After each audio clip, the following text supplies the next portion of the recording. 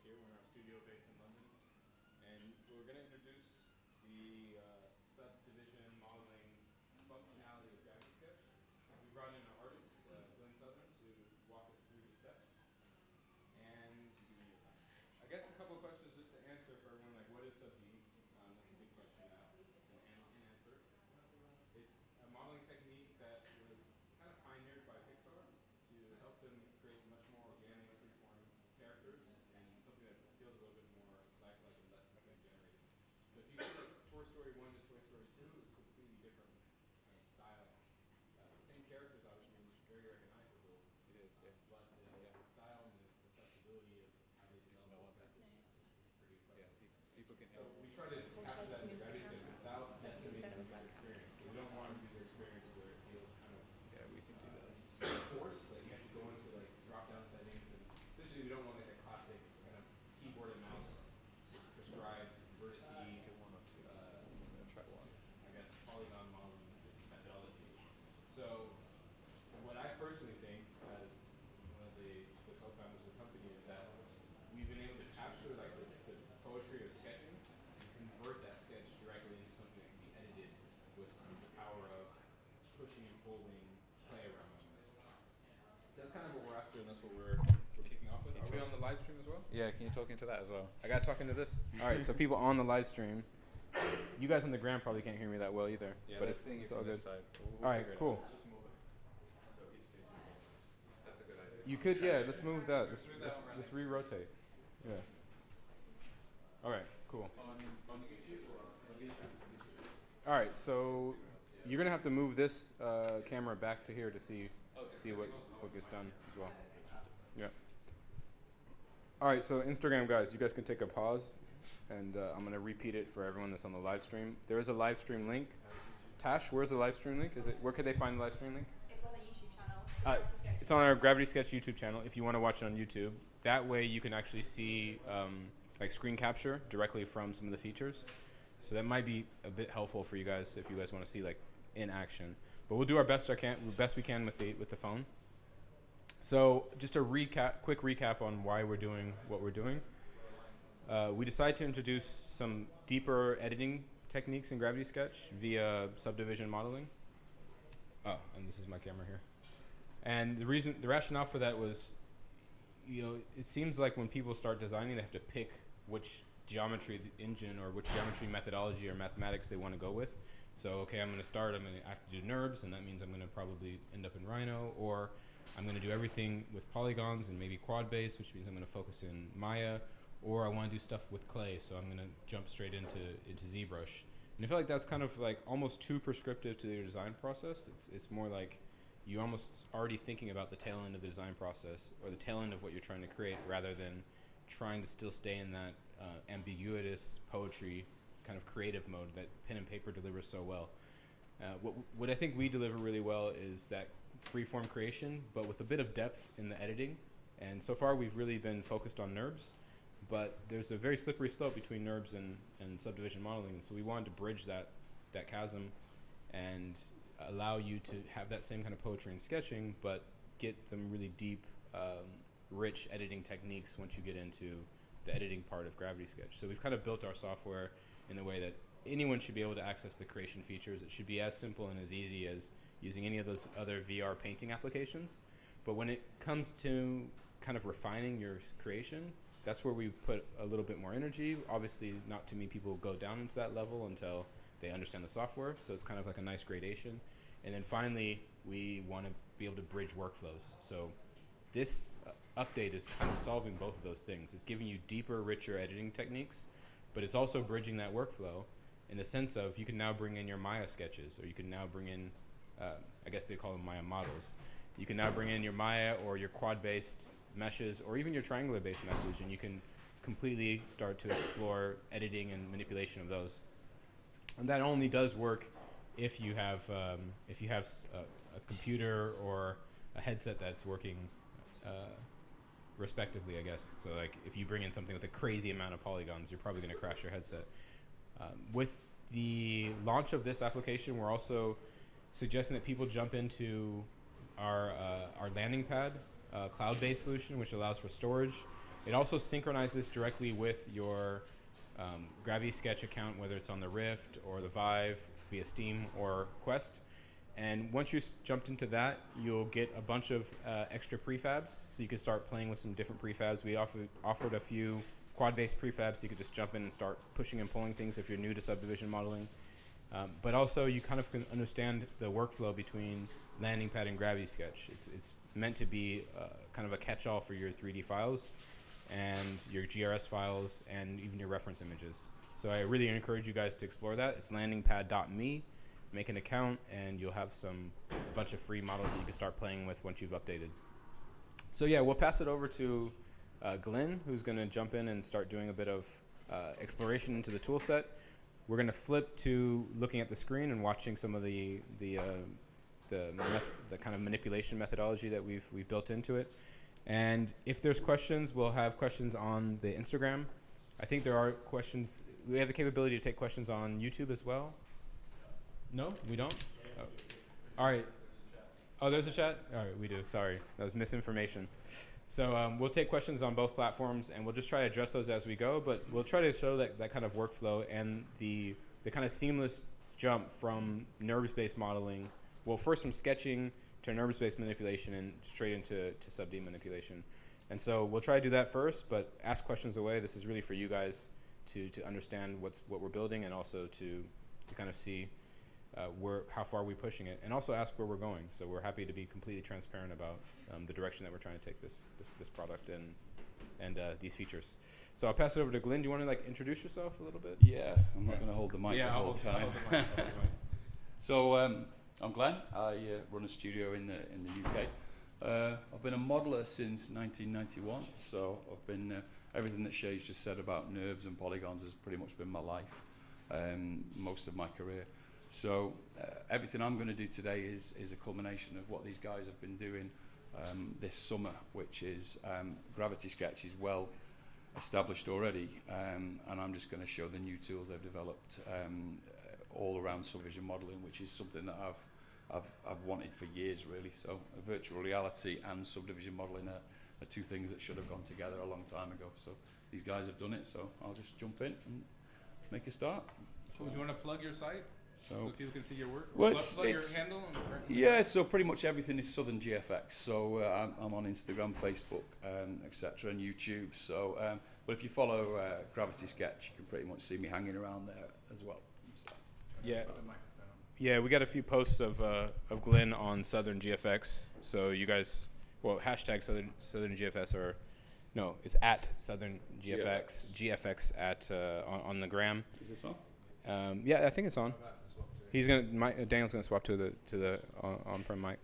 And then we'll ask questions. We're gonna move the Instagram feed so you can face the screen. I think this was twisted, really. Yeah.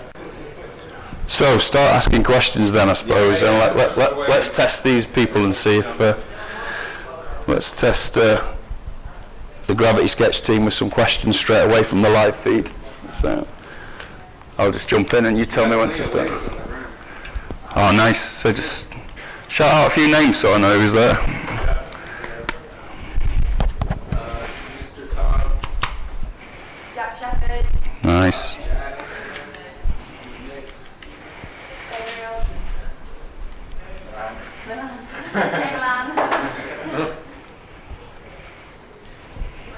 Can you full screen that, Daniel? I got this. It's what?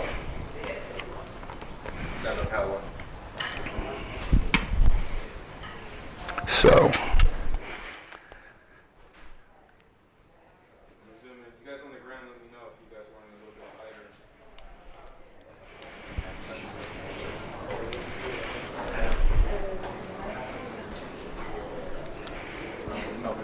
Tell me when you want me to go. Yeah, go for it. So, Gravity Sketch, not too different from what you see here. So, before I start SubD, all of the, if you don't know already, the existing Gravity Sketch program is obviously, it's got a fully functioning sketch tool anyway. So even with SubD, I would normally lay out, do a quick block out with the sketch tool. This one's just the ink tool or the stroke tool. Can't hear anything from me. Somebody want to sort the audio out on me because I'm now in. Why don't we just switch this mic? I can hold the mic close enough because I'm sure we can get. I'm sure it can pick it up when we put it by your feet. Yeah, more or less. Let me get. I'll just carry on anyway until someone tells me. Carry on. The benefit of being in VR is I don't really hear anything anyway, so I don't see There's a anything. stool right in front of you, Glen, with the mic on it, so you should be fine. I'm sorry. In the meantime, in between time. Well, I mean, I'm not doing SubD for the first 30 seconds anyway, so it's... So this is just the normal Gravity Sketch workflow, so it's sketching back and forth. Oh, Glen's microphone is loud and needs some balancing apparently. His mic is too loud. I noticed. Switch to the USB mic. Oh, Yeah, so it's better now. switch to the USB mic. Is that Better now? It's growing pains, guys. We're a small studio. We're trying to figure this out. This one. Yeah. That one picks up pretty decent, huh? Good. just tell me when this mic's back working and Yeah. I'll just carry on. I'm just going to narrate to the Gram community because we got 21 folks on the Gram. So essentially what's happening is he's just using like bog standard Gravity Sketch ink tool with mirror turned on, creating a character. And he'll jump into some editing techniques in a moment here. So I would generally always do this anyway, just to give me something as a layout. So whether I would use the NURBS tools or carry on sketching or any of the other tools, I would generally start off with a layer to give me something to link to and to model to. So you can see it forming even with like 30 seconds. It's it's in the VR community, the sketching tool's kind of well established now, but it's still a great way just to lay out the initial, whatever you need to design really. So I'm going into layers now. Is my audio okay? Yeah, I mean the Gram community is cool, so anyone that's on YouTube that's Struggling with audio? yeah, you'll be online on the Gram. Okay, cool. So I'm going slightly transparent on that layer so we can start a new SubD layer. And then we'll just start with a new layer. I'll lock that earlier layer, but I've already got a block out to work to. So the main tools, especially if you get this beta, you're going to get this beta later on today or get on the beta later on today. And to access the SubD tools, you need to get some polygons on the screen. So primitives, and then you've got a few options. Just basically just call a primitive, and it'll give you something like that. So you can go in and refine, the way you open this, but it's good just to see what you get just with the base one like that. So on this hand, you'll see the blue button, and you can see if I just push forward, you can see there I'm now activating a subdivision menu. So I'll leave that up there so you can see what I'm doing. Hopefully you can see. If you've got any questions about the kind of tools that are in there, just start firing them into the feed, and the guys here will start answering those. So Well, if they're mesh-based models from Unity or Blender, it should be fine. Again, be wary of your polygon count. So if you import something that's massive, you could have some issues. yeah, so you're going to be looking at, you need, so Blender, Maya, Lightwave, or any of the older polygon modeling tools, Silo, 3D Studio Max, anything that spits out pure polygons with points, edges, and vertices, you're going to be able to bring that in. If you're coming from Rhino or Fusion 360 or Inventor or any of the NURBS-based packages, that's different. So what we're talking about here are polygons.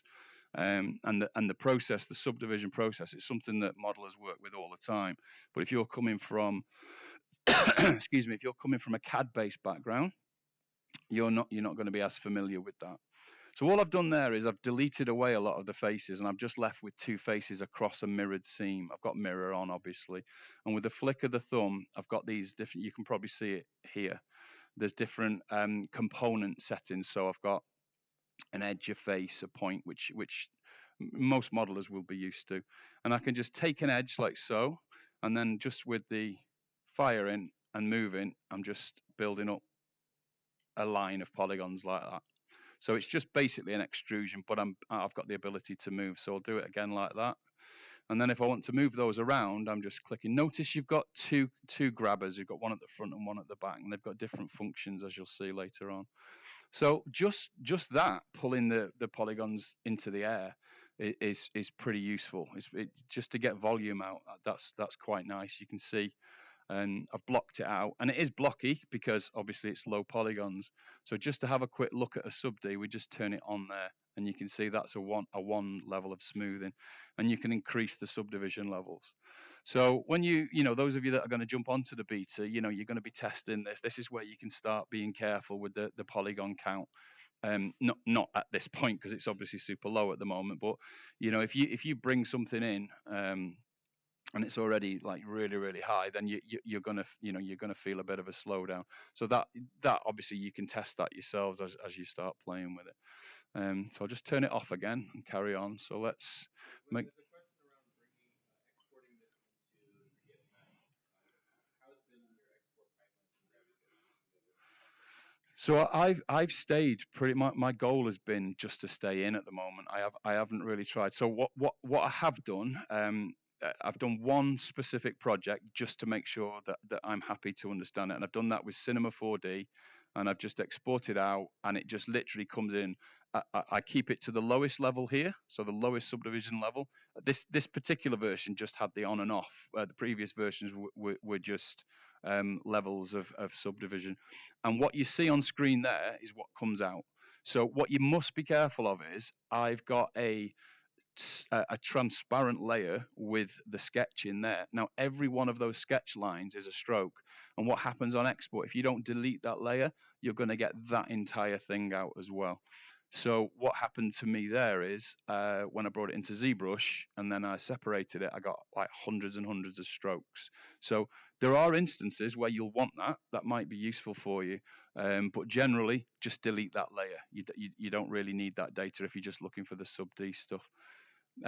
Just to just show you what I'm doing there, I'm just taking an edge, extruding, and you can either push it towards another vertex and it snaps, or you can just leave it in the air and then snap it. So I'm grabbing the other one and popping it as close as I can to another one, and it just gives me that snap, which is quite nice. So, I mean, I'm an organic modeler, generally speaking. When you see what the people that have been on the beta are doing with hard surface and more like vehicle design and product design, you'll appreciate how amazing this tool is already. And again, remember, this is very, very early in its development. I've been so impressed with what's happened in just a few weeks, really, a few months total. I mean, I started looking at it back in the summer when the guys here started on it, and it's just every tool I've requested or advised or looked at has just appeared, within a very, very quick turnaround time. So. That's a good point. So essentially, this beta is really for the community to start testing it. We're not saying this is a finished product. We're saying, hey, this is as far as we've gotten to the point where we think we captured the majority of core feature sets with someone like Glen who's been doing Subdivision development for some time. So now open it up to some of those edge cases, or maybe some different pipelines that we don't know about, and help us kind of define what does import export look like for you guys. What type of manipulation tools would be advantageous for a VR specific workflow? I mean, no longer needing a keyboard and a mouse and hotkeys. How do we map the controllers in a way that makes sense? What kind of tools can we add to really build out this feature set? But at the same time, we're not trying to replace your 3ds Max or your Maya. So how do we also keep, as we mentioned earlier, the feed, how do we keep that whole tree and that freedom of form, that kind of still early stage exploration, where you're not trying to subscribe to what you're going to create later in the process. So again, it's an open discussion with the community. We're building this in conjunction with you guys. Yeah, it's with something developing at this kind of speed.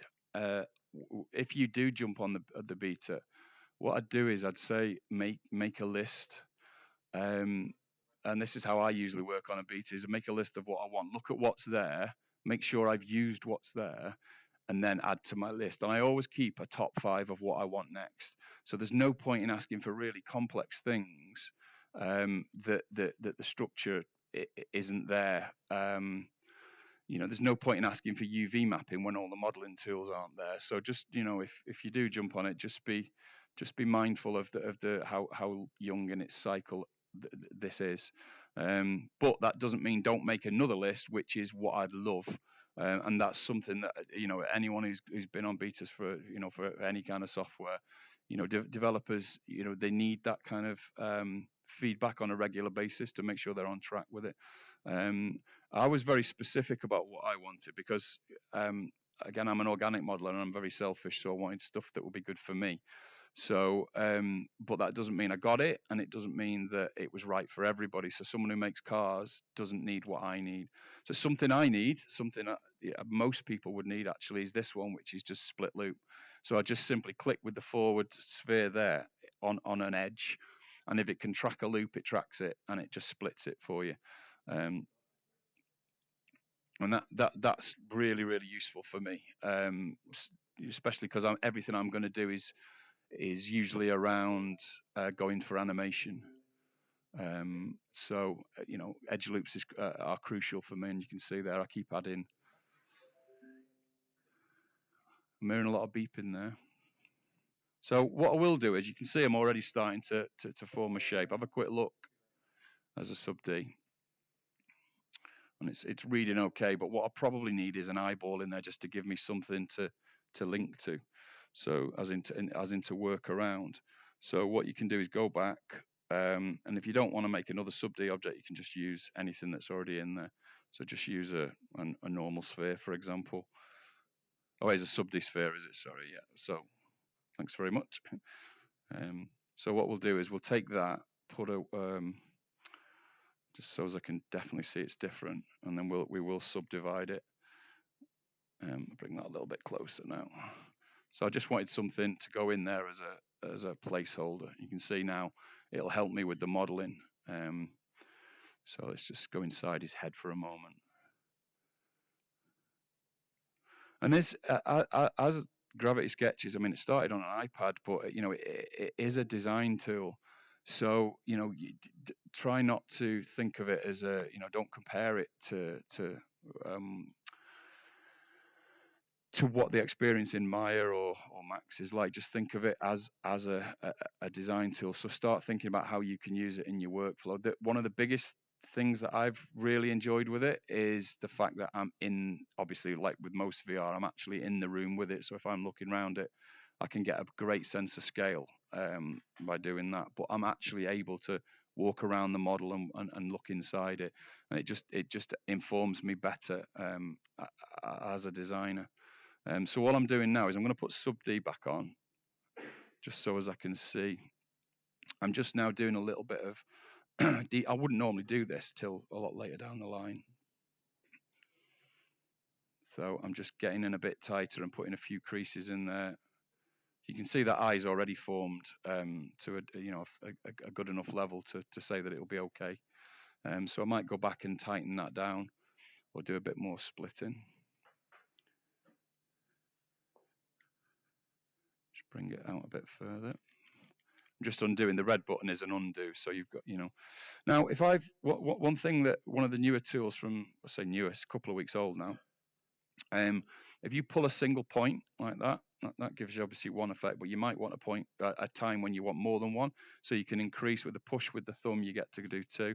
But if you come away from the model and then make the sphere larger and then hold the grip and push forward and back, you get an area of effect. And what that gives is a fall off. And that's when it gets really useful.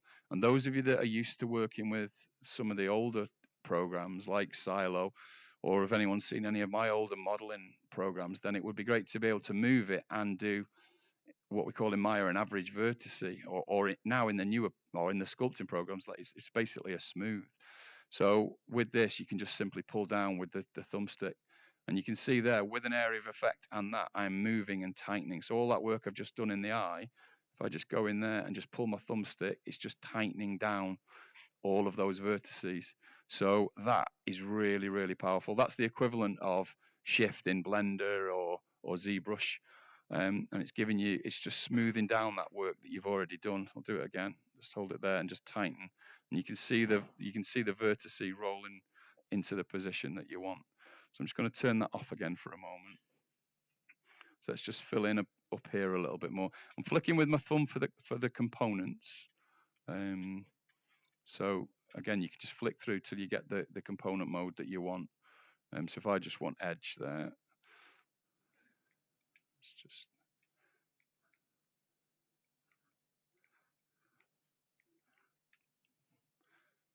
tell you what I've done. I left the sphere of influence too small. Just remove that for now. There we go. So what I've done there with the, let's get it right. I'm flicking through it. My thumb's going crazy. There we go. Almost there. So my manipulator's giving me a bit of jip. We'll get there in a moment. Yeah, it just seems to be sticking. Yeah. I think it's because I was just so close into it. So I'll just put another split in there so we can flick. You don't really notice what mode you're in after a while. You just keep flicking with your thumb until you get to it. But until you're used to that, it can be a little bit pernickety. So let's come along there. You can do a multiple extrude, so you can grab more than one face. And you can, you could take two faces and extrude, which I'll do later on.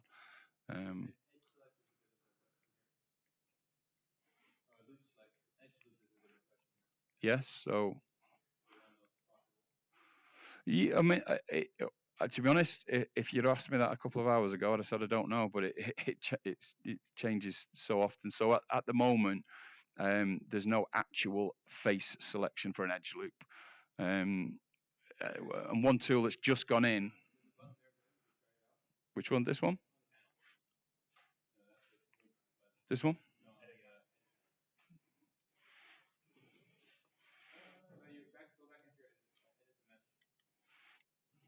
Look at that.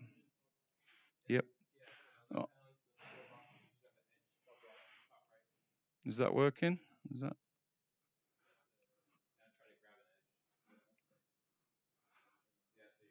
Ah, yeah. I didn't know that was even live, and it's just frozen everything. Yeah, I wasn't going to use that one. This would be nice if it crashes. Just let it come back.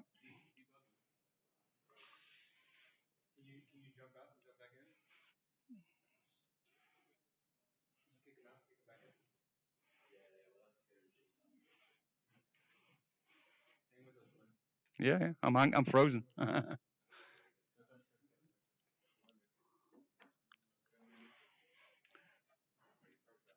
So the tools that the development of the tools, are there certain tools that pop in. Have I? Yay! Absolute's broken.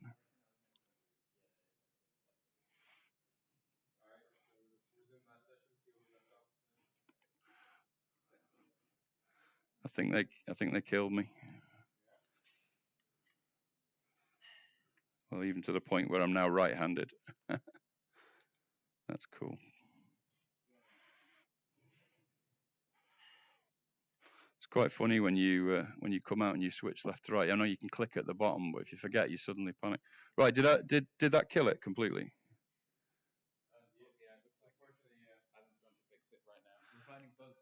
Adam. Okay, so that's going to change things for me then, because I'm not going to have time to do that one again. So what I'll do is I'll just make sure I'll go back into a SubD object, and I won't use that tool. So let's just make sure I've got everything back on. So just fire me some questions while I kind of repair this. Those that have used a Gravity Sketch already, you'll know how important the color selection is. So as much as I don't use it for any particular color, or not much color work in Gravity Sketch, what comes out of Gravity Sketch has then got a selection set. So if you, every color you select, once it comes out, it gives you, it kind of gives you the ability to isolate that in your other programs. So one that we use all the time is Cinema 4D. And obviously if I can then isolate, and we render with Redshift a lot. So if we can then take that straight into the other program and then just isolate, and I want to put, say, chrome on just on the nuts or wheels or whatever, then that basically helps me. So everything that you'll see me do or every creature I do will have, or character will have, a color set for everything, really. That tool that we're not going to show is basically one of the things obviously we need here is to be able to take this loop here and be able to just extrude in. So it's quite a rudimentary tool that we do need, because I don't want to have to do this over and over again where I'm making loops that push in. So once I'm not trying it again, no chance. There is utterly no chance I am trying that tool again, ever. In fact, I'm going to work without it for the rest of my career. So, but you can see where I need it, because, let me push this back out. Can someone grab me a glass of water when you get a second, please? So you can see where we would need it. So we need that edge selection there so that we can push in. It's fine splitting and then pushing stuff in, but it would, obviously we need that tool. And that other one I just showed, I'll just show you one more time. That tighten there is really useful. So if you're basically able to, the what, sorry? Yeah, so I'll do it again just in case it wasn't clear. So obviously there's the first one, which is hold the grip and push up and down. That gives you an inner radius. So that gives you your fall off. And then if you, wherever you are, depending, whether you need that fall off or not, whatever you're hovering over, if you then pull down with the thumbstick, that gives you an average vertex or a tighten or a smooth, whatever. There's no subdivision smooth. It's simply just tightening or averaging the vertex. It's a very common tool in a lot of programs, and obviously it's one that I can't tell you how much it meant to me when I got it in Silo, and no other programs had it, or not many had it at that time. So it proved to be indispensable for me. Oh, nice. Yeah, I'll just pop it there for me, and I'll grab it in a second when I take a question. So I'm just carrying on with obviously I'm not going to get all the head done now, unfortunately. But that's the perils of live streaming, I suppose, isn't it? So it's making me work faster, if nothing else. Around cutting, yeah. So we'll do a bit of cutting in a minute. So there is a cut tool. Obviously there's a split loop, which is one tool. But the kind of next big thing that was on my list for the guys to handle was the one that you're talking about, which is how do we redirect the polygons.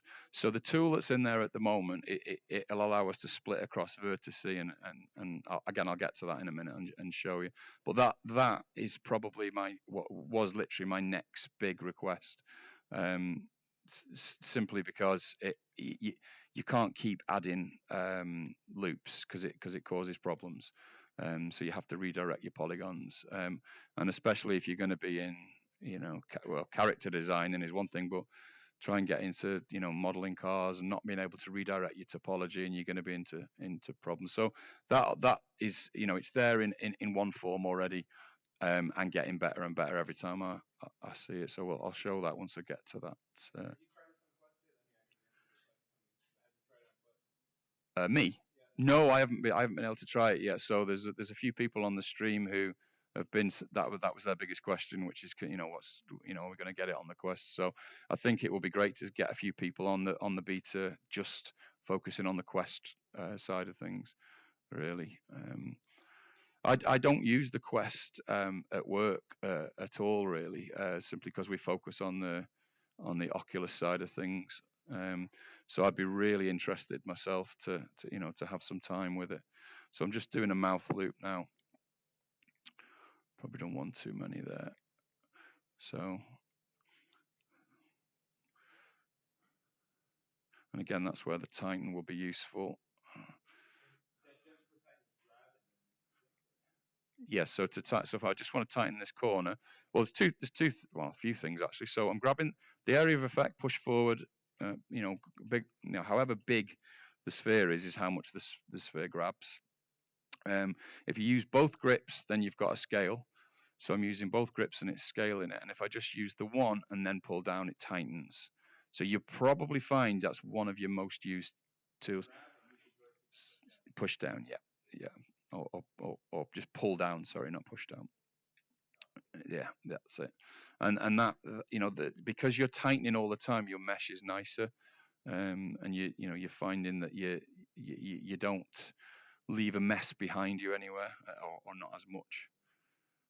See how I pull that out there? I'm getting really tight in here now. If I pull out and it snaps, so that's, once we've got that tool working fully where we can just extrude the edge loop, then that kind of resolves doing all this that I'm doing now. Because it would be great just to split this and then just move this. I didn't split it then. Split it and then move the mouth in and by an edge selection. So I just know that everybody's going to be asking for that one, and they obviously are anyway in the live stream, as you can tell. So just pop some more definition in that. So because I've rushed this last little bit, I haven't got that reference image underneath, and you can see I've gone a bit flat with the character, because that's why having that sketch underneath is brilliant, because it means you're always working towards a predefined goal, because you've sketched out your goal early on. And you can see it isn't going to be as nice, because I'm not working. I could have quickly done it, but I wanted to get onto the modeling tools more and more.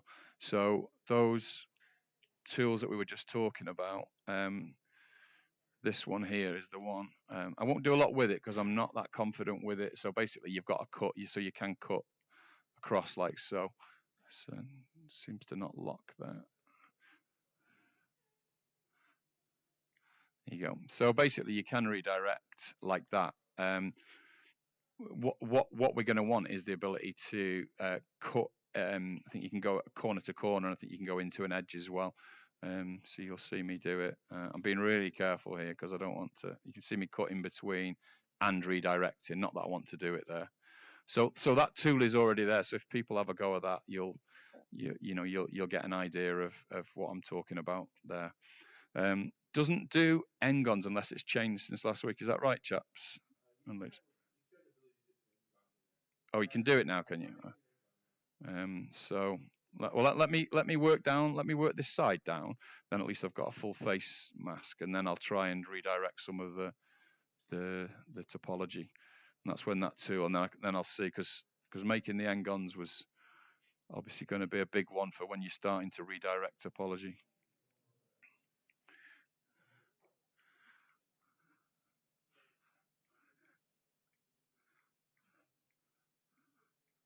See, it doesn't. Down here, I would always change this topology. I might lay something down, and then I might completely change it by the time I come to the end bit. So let's just try it down here.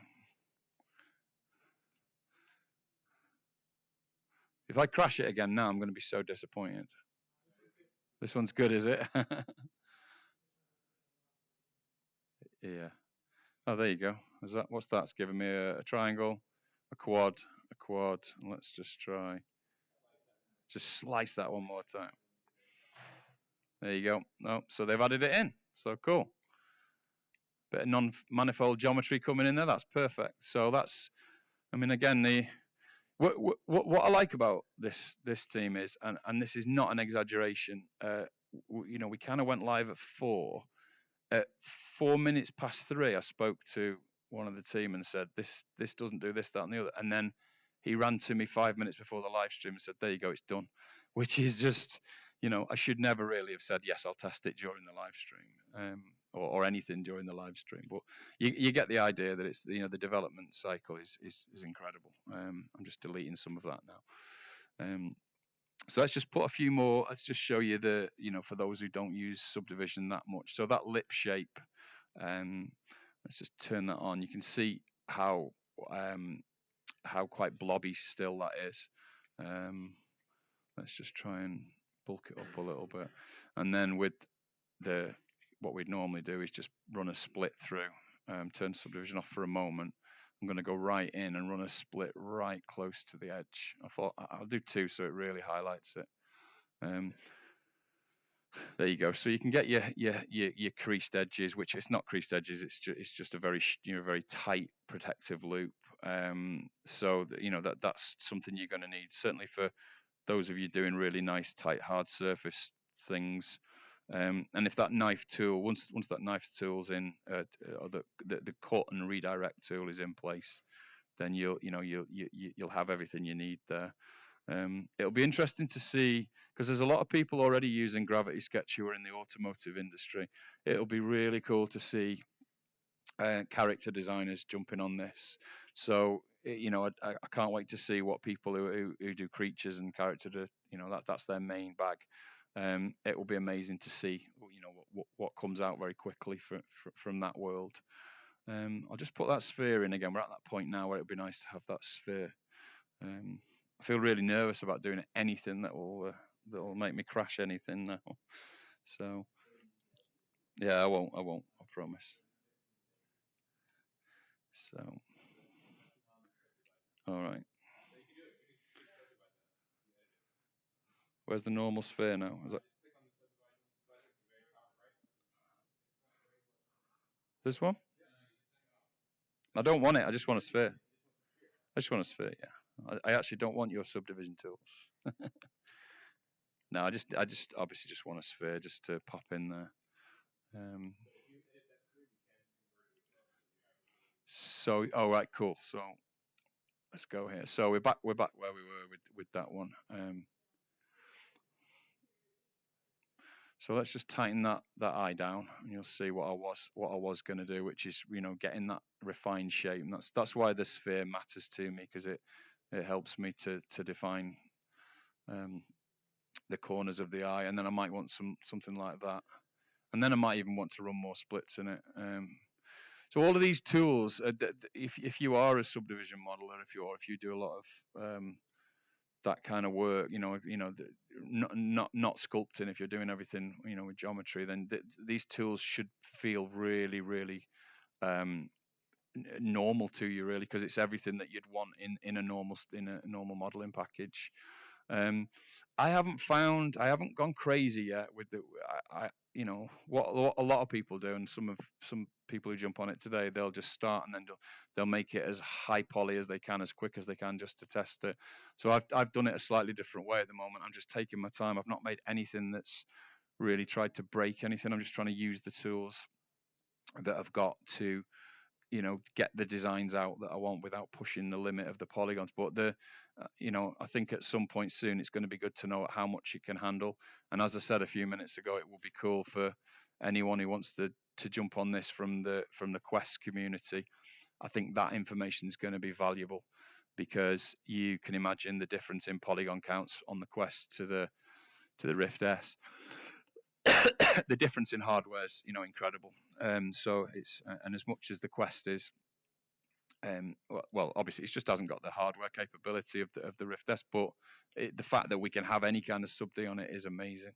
Yeah, so there's a question around editing regular primitives, and we can give everyone pure confidence that like all primitives will be editable to some degree. As a SubD object. As a SubD object, that's right. Yeah. So well, spheres are already editable as SubD objects, and that little toggle on the primitives panel will indicate what's able to be edited as a subdivision model and what's not. So it should be relatively straightforward once you get into the new build. I mean, we've helped out this week with some assets for Gravity Sketch that are going to go into the version, so that, you know, that you're going to get a pack of objects as well as the primitives, and it's always good to have something to start with sometimes. So I think having the primitive sphere to start, having the primitive cube, and one of the things I said early on was that I just want to start with a cube that's basically opened up, just half a cube that's got a mirror across the seam. And again, one of the big things I was saying straight away is this important bit here, which is the lock onto X. So you can pull, you can push forward and back, but you can't come off it.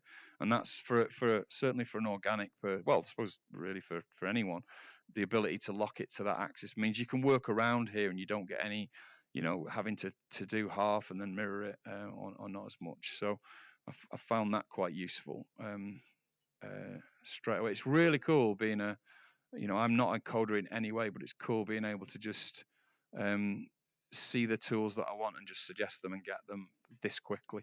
It's been quite liberating, really. And I'm a sculptor as much as I'm a modeler, so I'm not in any way taking anything away from programs like ZBrush. ZBrush is probably my all-time favorite program for creation, and I think it's horses for courses, really. These tools are for different needs. But then I'm old enough and ugly enough to remember the times when people said that ZBrush doesn't fit the bill or it can't be used. So this kind of, I wouldn't even call it disruptive technology, but this new type of technology is, we don't know what people are going to be using it. We don't know the type of designers that are going to find this useful. The fact that we haven't got co-creation in this yet, but imagine when we can co-create. I had the pleasure of having a go with the co-creation software with Jama Jurabayev this year, and it's just amazing to be in there with another designer or an art director or somebody, and both be working on the same thing.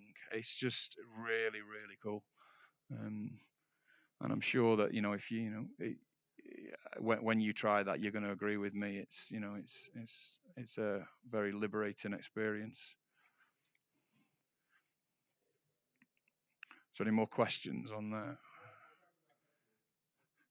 Can I just get that right? I'm going to leave that on screen right in front of you, so while I get a quick glass of water and answer any questions.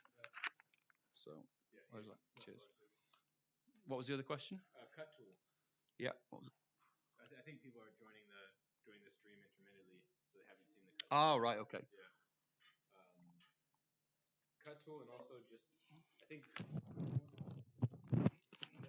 reiterate to you, this is a beta, so right now we're trying to make the most smooth and intuitive UX. So there will be things that will improve, especially Glen's jumping between different modes. So what we're going to try to do is understand how much time you spend in each mode, which is the mode that we need to optimize for. So is it edge mode, point mode? We'll try to make it as seamless as possible. Obviously. This is the cut tool as it stands today, and this is different than the one I saw yesterday. And I didn't have Engons yesterday, so anyone who's just joined the stream, that's the tool for changing your topology and cutting around. And don't forget, obviously, you can select anything and delete it, so you can readjust your topology with those tools. It's a tool you need to be able to change that geometry. It's again, I said it earlier on, it's one of the tools that I knew that I'd need very, very early on.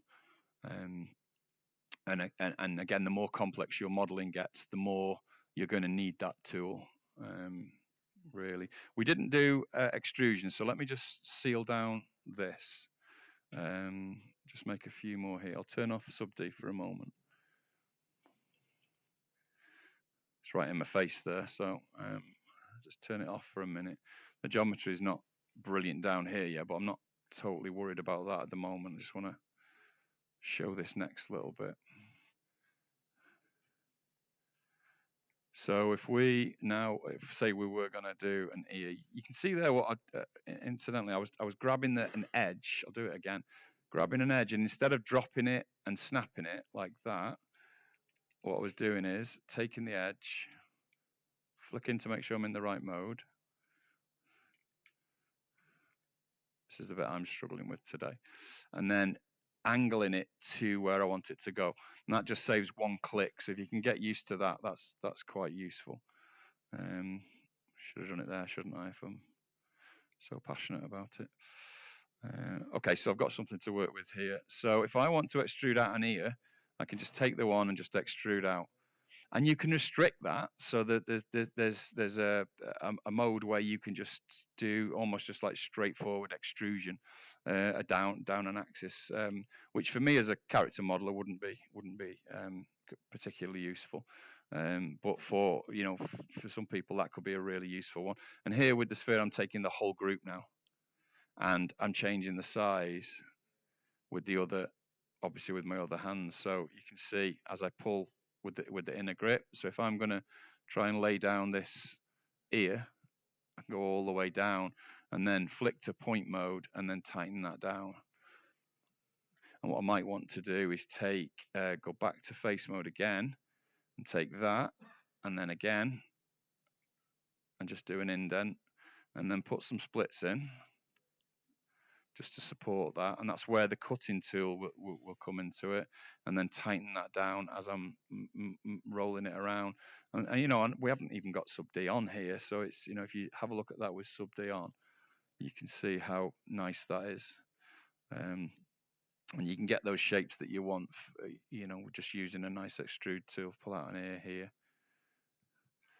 And you can see how even with that crash, we've still done it in a few, not particularly that long at all, really. I'll fill that head in again now. What's the on the stream? What's the feeling about tools in terms of what people want next? There's questions around merging SubD meshes together, which we could say is at the pipeline.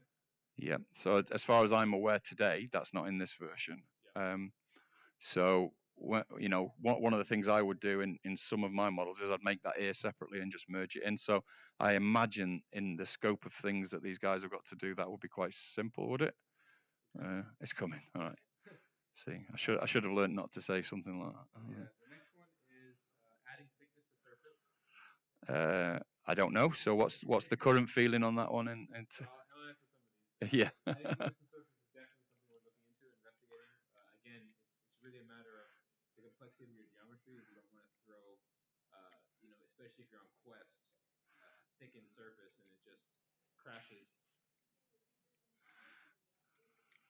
You can't hear me at all. Okay, so they can't hear me at all. Tell them we'll answer that later. Can people hear me? Yeah, people can hear you fine. Okay, so basically, Shay just answered that. So.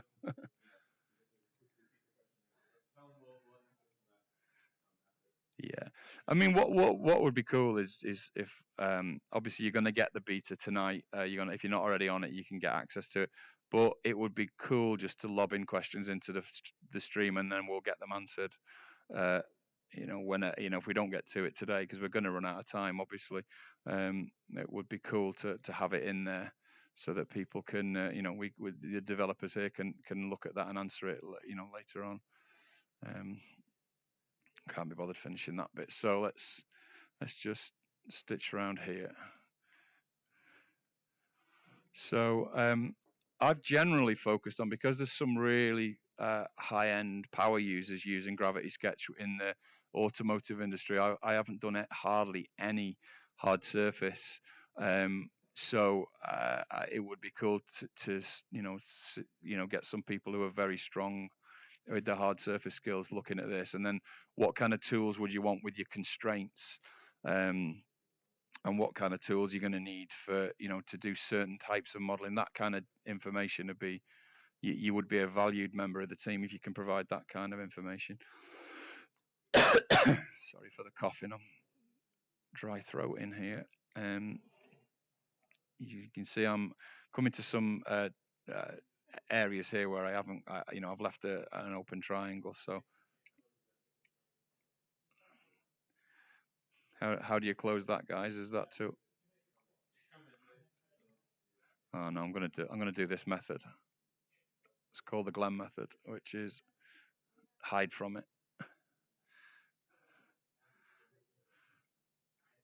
Okay, so we're getting around to the back there now. So we filled it in quite quickly. I'll just pull some geometry down at the bottom here. One thing that obviously I've got my own list of what I want to see later on. And again, some of it is I haven't even got it on my list for these guys. So one of the things that I'm really interested in is some kind of retopology. So being able to take a mesh in here, but again, we've got to be careful because of the amount of processing power to do retop. But it would be great just to be able to retop a mesh, as long as it wasn't killing the system. But I think that that's something for down the line. So I've kind of got the mesh bashed out now. So I'll keep SubD on. I'll just get a bit bigger. It does feel fast when I'm iterating like this. It does feel good to be able to just lay out the mesh at this sort of speed. Yeah, what was the question? Sorry. So yeah, sorry. Just clarify what is it they want to know in terms of what. Yeah, you can bring in any model that's polygons, so vertices, edges, and faces. Bring that in and then carry on editing it. Is it an FBX import now? No. So we're looking at OBJs. And again, I'd just be careful in your first few days. Just whatever you bring in. If you're going to bring stuff, there's going to be a lot of people that I talk to, and a lot of guys hopefully watching this now from kind of like the Oculus Medium community. So if you're thinking of exporting from Medium, you're going to get a lot of triangles, and you will be able to bring that in decimated to the correct level. And that's where you're going to have to be a little bit careful with the polygon counts, because you could easily find yourself getting swamped with the amount of data you'd be bringing in. But that's something I want to explore, is a link between Gravity and Medium, and how to use a voxel workflow. I mean, it's I box modeling, if you want to call it box modeling, was something I was doing in the 90s. So that some people will have that as a criticism, but I just think you have to think differently about it now. It's just another amazing tool in the arsenal. And if you're from kind of, well, I suppose my background really like the ZBrush kind of world, where you sculpt everything and retopologize it, this will feel counterintuitive to some people, but don't think of it that way. Just start thinking about it as a tool set that you've got to edit in VR. And you've got sculpting tools out there. Medium's an amazing sculpting tool in VR. It's just working out what works for you and what suits your workflow, really. My workflow changes all the time. So we use VR in the office all the time now. So we block out most jobs either start in Oculus Medium or Gravity Sketch, depending on the nature of the beast, really. And I think it's good to have all of those. I definitely think you need a voxel tool in your arsenal, and SubD is just one of those tools I could never do without. So to have that now is just made Gravity Sketch all the more versatile. One thing I was loving with Gravity Sketch is the fact that I can just take stuff straight to Rhino. So I've now got, and if I was taking it to Cinema or Maya, then I was the Rhino export was absolutely bob on, and the FBX export was bob on, and the OBJ export was bob on. So it's got everything. The one thing we don't have, I suppose, is for that world of solid modeling. So if you're from like let's call it SketchUp, or even with Fusion 360, where you want to take an object, extrude it, and then push other objects through it in a solid modeling workflow, that's not there yet. But I'm not overly worried about that. It's not something I particularly want.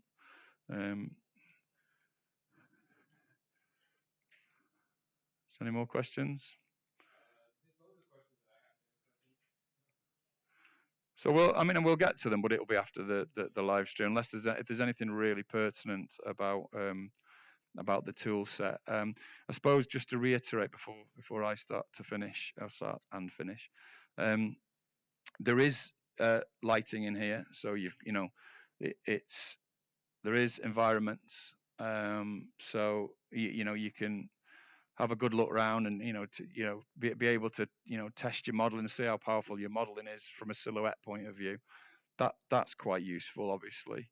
And changing your background, you know, you might have a preferred, you know, setup.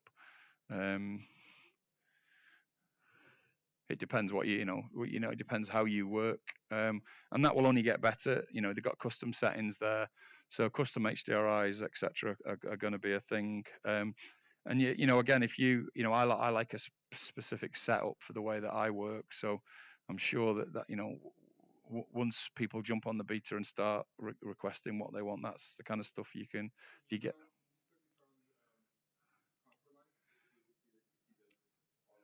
Yeah, from the from the in the settings menu. Yeah, yeah, it's come out. Go all the way back. Yep. Surface contours. I get choice paralysis when somebody asks for something. There you go. There you go. So, I mean, that's obviously what you've got in the original Gravity sketch. So, I mean, I leave when I'm designing, I leave surface contours on for nearly everything because I just think it helps you show, you know, it just shows the surface really, really well. You've got all the original stuff as well. So we made the model right in the floor there.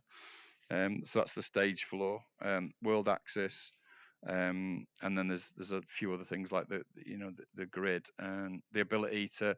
A lot of automotive designers like to lock the Y so that you can't rotate it, or you know, you can rotate around it, but you can't spin it off its axis. And I don't like that because I'm generally character and creature. I like to be able to rock it and move it around, but that is really useful when you're making vehicles. And then I don't think anything's really changed in here, has it? Certainly not this iteration. So yeah. Any final questions, and then I'll jump out. Oh, here we go. Let's try and crash it, someone. Oh, did it go? No. There you go. There you go.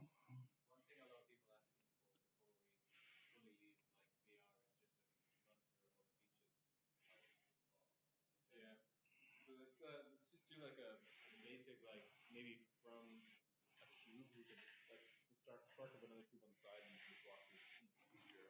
Let's do it right from the start. You can keep that creature in this space. Okay. Yeah, you gotta repeat my question. Okay. So let me just get it. So.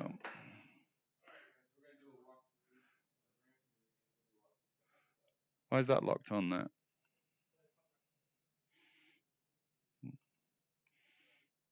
Oh, it's because it's on. No. What have I done there? Have I done a crazy thing?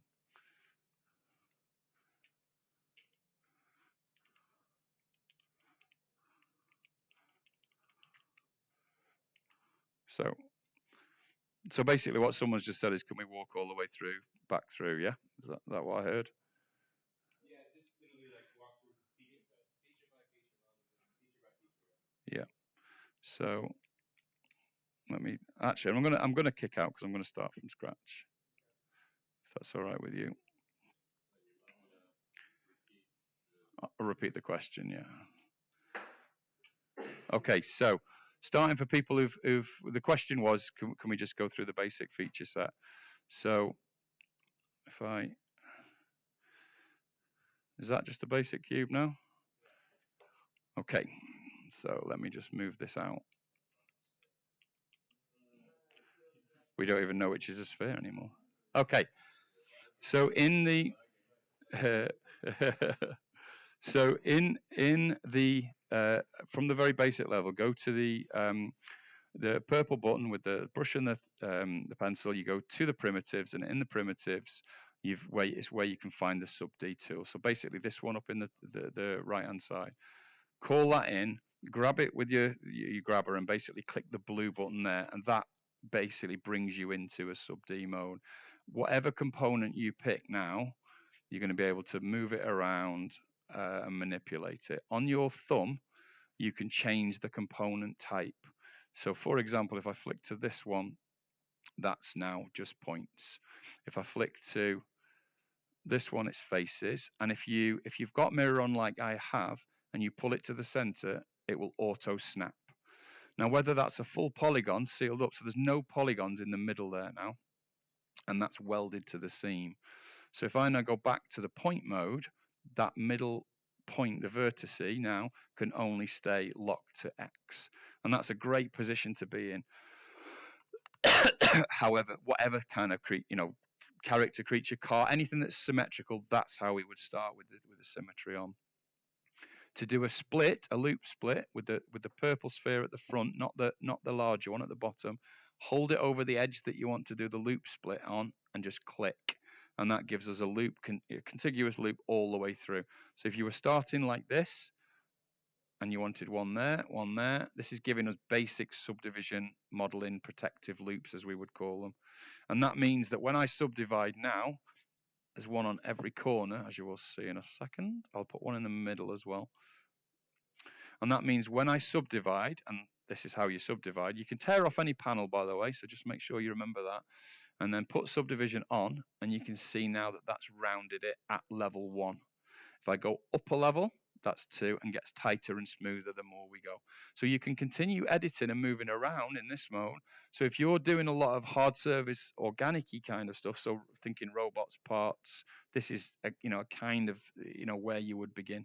Whether it be robots or vehicles, or whatever's your bag really.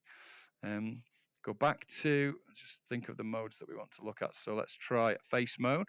If I select a face and then fire with my trigger, that gives me an extrusion, and I'm just continuously moving and extruding out. So anything that you grab, you can extrude by firing. If you grab any of them and then use the 2 grips, you then get the ability to scale up. Very, very normal in VR kind of usage now. And the ability to, move it all around. Okay, so the one that is tricky to get your head around the first time is the fall off. So I'm off the model, hold the grip. In fact, let me make a big brush for you. Off the model, hold the grip. That's this button here, and then push up and down with the thumb, and you get an area of effect. And this is like your fall off. So if you want if you want to go all the way, you can see now that's having a much more of an effect.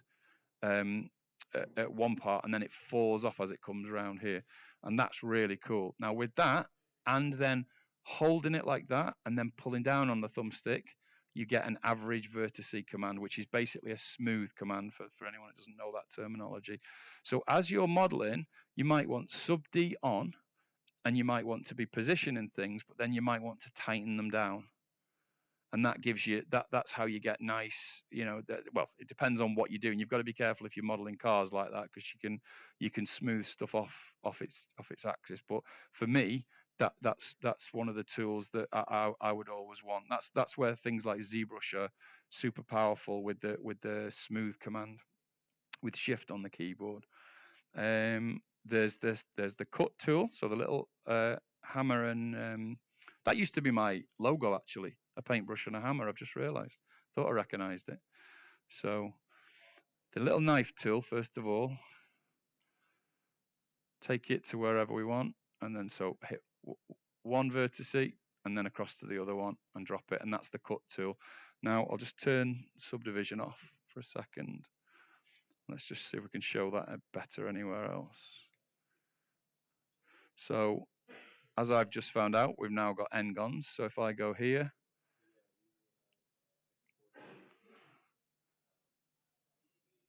here, and then we'll try and make an n-gon now, and try and really, there we go, we're really messing this mesh up now. Basically now, so you can cut with n-gons, so that is, believe it or not, super useful having n-gons to when you're in early stages of modeling. It's the bane of my life at work, trying to fix dirty models with nasty n-gons everywhere. But while you're doing your initial shaping, then it's great to have them.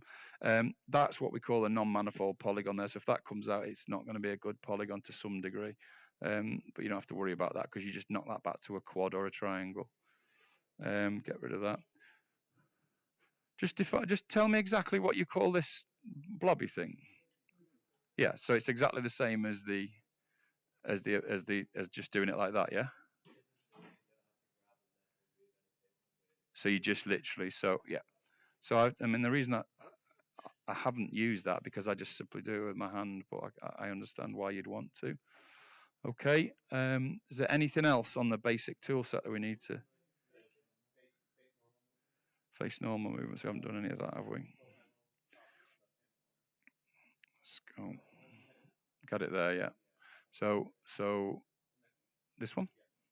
Okay, so let's go back to face, and that's got a normal there. So if you start with a cube and you keep it on the normal axis, then you've got that. So it used to be called smooth shift in Lightwave, and it's like the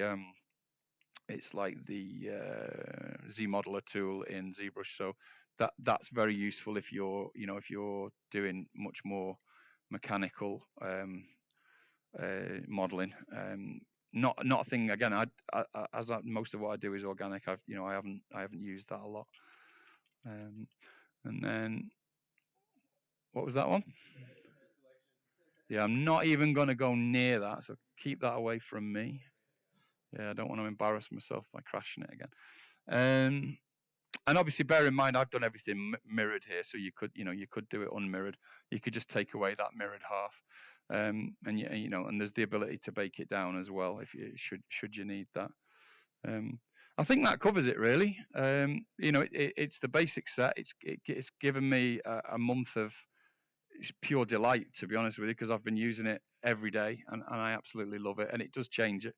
The iterations are coming thick and fast, so everything I'm showing you here will improve and change on a weekly basis. Yep.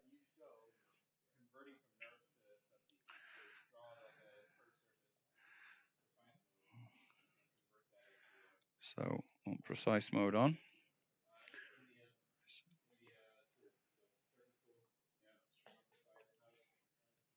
So yep.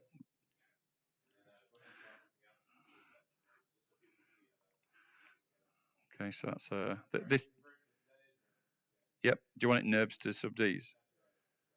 Okay. So tell me how to do that now from this point. I literally grab that there. Just bring that out. This one. There you go. And that gives you're back into SubD. So if you're used to using that, which was my favorite tool for such a long time, which is getting NURBS patches in the air in front of me, which is if you know NURBS and you know lofting and patching and revolving and all of that, you know how powerful that is.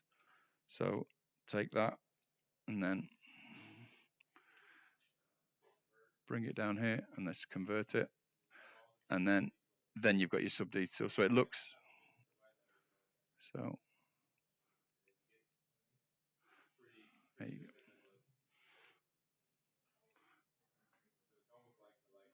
Yeah.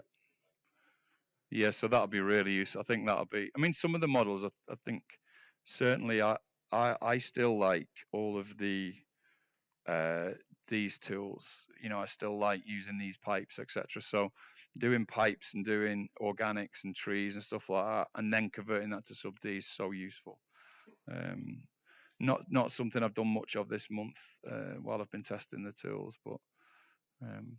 Okay, is that me done? So any questions? If there's any questions, yeah, we'll take them.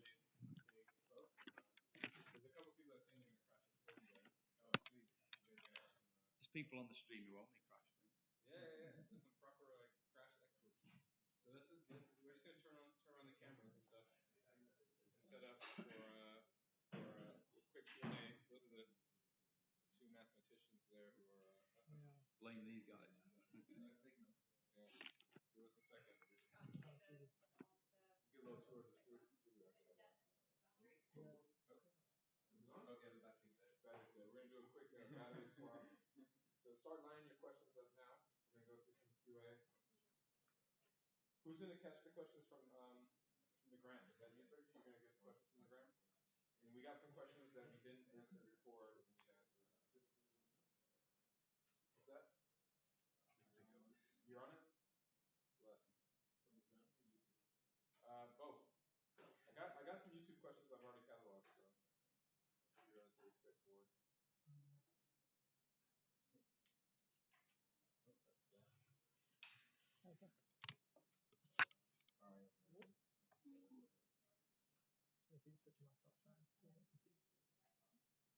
All right. No, hold on.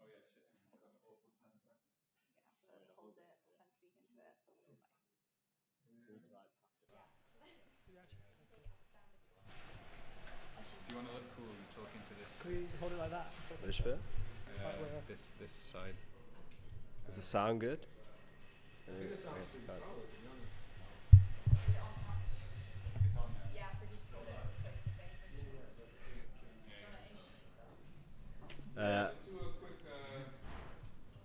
round of intros. So my name's Adam. I'm a mathematician here at Gravity Sketch, working on the dev team and on SubD. Hi, I'm Cameron. I'm the other mathematician here. Yeah, we've both been working on SubD for the last couple of months. And So it's me again. I'm not a mathematician, as everyone who knows me on the live stream will know. So I'm a modeler. I run a small company, and we do a lot of organic modeling. And obviously, with this last few years, we've done a lot of VR. And obviously, Gravity Sketch is one of those programs that we've been drawn to. Questions, yes? You guys are ready? So first, can we just talk about the timeline that we have? Sorry, you have to repeat the question. Can we talk about like the timeline for building SubD. timeline for SubD from like concept for initiation of the idea to deployment? Yeah, sure, I'll take it. So we've wanted to do it for quite a while, I'd say. And I think around late July this year, was it? We finally got around to sort of building a POC, and we got something going very quickly. Ended up putting a beta out around the start of September, and then we got people on our private beta channel testing it, refined some of the things, added more features, and that's taken us to today where we're doing a public beta. Sweet. So there's been like a couple of questions. One thing is like a praise that they didn't expect us to go so in depth. So I think hats off. You guys have been very deep. One of the big questions that came up was merging meshes together. So if we can talk a little bit about import, export, and merging, that would be really helpful. Like in terms of Okay. where we are today, what we want to do. So at the moment, you can import any OBJ, and if it has triangles, quads, n-gons, whatever it is, it will just get converted straight into a SubD object, which I think gives it like a lot of flexibility. So it should be useful for hopefully a lot of people. In terms of merging SubD objects, how technical should we go? Just say yes or no. It's coming. It's coming. Yeah. The difficulty is around like undoing and stuff like that, but it is definitely coming. Yeah. So I mean, it's why people are asking. Every model that you do, you'll need more than one component. There's not very many times where you just have one component. So quite often you'd make something and you'd make something else and you'd join it. So it's absolutely crucial. There's other times, more character-based stuff, where you would have the eyeball always separate or the tooth always separate. But there are times where you want to make one component and another component, and it has to be joined. So there has to be a time where two become one, and that's when your next tool set will be. Everyone will be shouting for bridge, and the ability to how you join those two separate meshes, and it'll be snapped to and merge across models. So so it's super useful. Just what I'm thinking, if anyone does want multiple components at once and doesn't want to wait, one thing you could try is getting a cube and like splitting it into two cubes and then like treating those as like different SubD objects, but they're actually the same. Just like one idea. Might not be that useful, but you could try it. Okay. So there's a hack. There's a hack. Yeah. Bit difficult to hear you on Instagram. Like obviously the mic is there for you. That's YouTube. This is Instagram here. Oh, sorry, Speak up Instagram. a bit. We'll speak up a bit. Yeah. Yeah. Can we move it closer? Well, it crops everyone out. Yeah. So we have to. When you ask a question, we repeat on. This is like as near as possible. We're just gonna keep going on the list. So we're just gonna address questions that are coming up in the stream. So the next one was adding thicknesses and vertex snapping and a SubD smoothing. But I guess we saw snapping. I guess we could address The stream. some of these things. The stream's frozen. The stream is sort of frozen. They can still hear you. You can still hear Instagram's still here. Do you want- The mic is only Yeah. sorry, Instagram. The mic Thickness is connected to YouTube, so there's a YouTube stream. I don't really know. Maybe. But everything else on I think thickness is more a general app-wide thing. Okay, so there's a question about how can you add a thickness? How can you add a thickness to a surface, right? And I'm not really sure how that would work with a SubD object, because it's inherently a two-dimensional mesh kind of thing. Like, Do you have any idea what they might mean by this? Yeah. It's a very common request, really. So I'll give you an example. So in Cinema 4D, for example, they call it cloth thickness. So if you make something like the wing of an insect, you might just make the shape of it, and you might just want a thickness to it. Or if I think they call it a cloth deformer in cinema, and it basically means if you model a cape, when you finish modelling it, that's a single-sided polygon and only renders one way. So you need a thickness to it, so it renders the same both sides. So the surface normals are always pointing outwards. So it's a very common thing to need. So it's like a double-sided. So it basically means that even something as thin as a piece of paper would need a surface on both sides, and you can't have the surface normals pointing to, certain render engines you can, and certain shaders you can, but generally speaking, everything that's super thin would need to be rendered both sides. So the way other programs do it is just to add thickness, and every program's got it. So it will be something that you need to look at some stage. And yeah, it will, basically it's going to, it does more than double your polygons of that area, but it's something that you definitely need. Whoop, super alarm going off. Police siren. We're next to a police station. Yeah, so I guess we've got a lot of things to do on our feature list, but if that's something that you guys want, then please let us know and we'll look to make it happen. Can we plug the Discord too? So on Instagram, guys, hit us up on Discord. There's a SubD channel that just got started. Add comments there. Can you plug the guys on YouTube? Yeah, so everyone on YouTube, there's a Discord channel we've just started. Everyone should join it, and you can let us know your feature requests and so forth on there. Cool. Next big question is about texturing. So applying a texture to a SubD mesh while editing. You can take this. Okay, so I've done some reading about this. So the question was about adding a texture to a SubD object, and this is definitely something which is on our list. It looks quite tricky, but I've been doing a lot of reading about like unwrapping algorithms, I think they're called. This is definitely on the list. It definitely will be coming. So yeah, hopefully I'll have good news in this space sooner rather than later. Cool. So on the ground, you guys heard it's coming sooner than later, hopefully. Loop selection. That crashed. What happened? What happens if loop selection crashes? Okay, so a question about the loop selection crashing. This is actually totally my fault. I tried to code a feature just before this demo, and it didn't work. Hopefully, it should be fixed for the beta release that you guys are going to get, and you should be able to select with your grabber an edge loop or a loop of faces as well, if you turn the option on in the menu. And just while we're with you, creating or snapping, like, can you walk us through our current snapping implementation? Because I think that was also something people weren't quite understanding. Yeah, so the question was like, how do we implement the snapping in our current SubD feature set? And basically, you can move points towards each other, and if they come close enough, it's like a magnet. They will snap together and weld if it makes sense for them to weld. In certain cases, it doesn't make sense for them to weld. Say if it's two edges, if they share an edge on the same polygon, then that would make no sense. It would make a polygon with only two vertices. So we've tried to make it kind of like magic, like when they're supposed to weld, they will weld, kind of thing. And yeah. Cool. And then can you put in specific values of each verb, X, Y, and Z?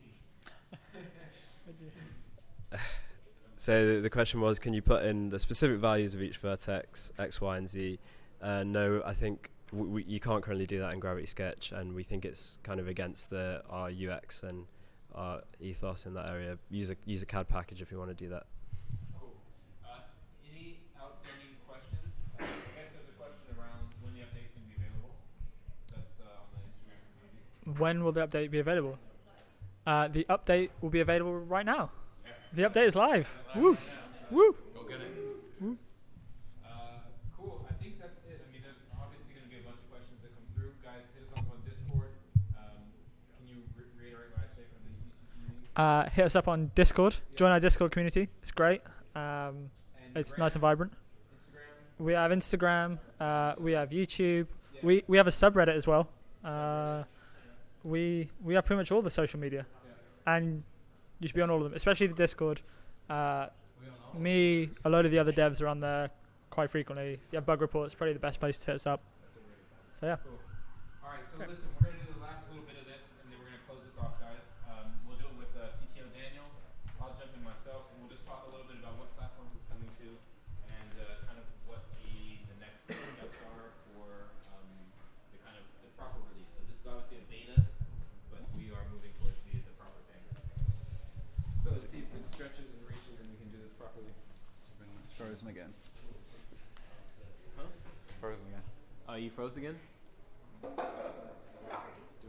the camera die? Well, are we good? Are we good here? You are. Yeah, the Daniel ground's sits right next to you. I can't. No, It's physically impossible. Sit in the back. Fall back, man. Yeah, you both there. Yeah. Just get in the prime position. Okay, so the biggest question we've gotten. Oh, the biggest question we got, the biggest question we got, and this is for Daniel, is will all the features be available on Quest? And if not, what are the restrictions and why? So, I mean, it's a pretty simple one. Yes, everything that we showed today and all of the features that we've developed so far for SubD will be on Quest, which is awesome. It's kind of similar to the rest of the application. The Quest doesn't have quite as much memory and as much performance as a desktop, and so you might get like a frame rate drops or something like that when you start working on something really big. But we're doing everything we can to optimize it, and we still have a long way to go in terms of optimization.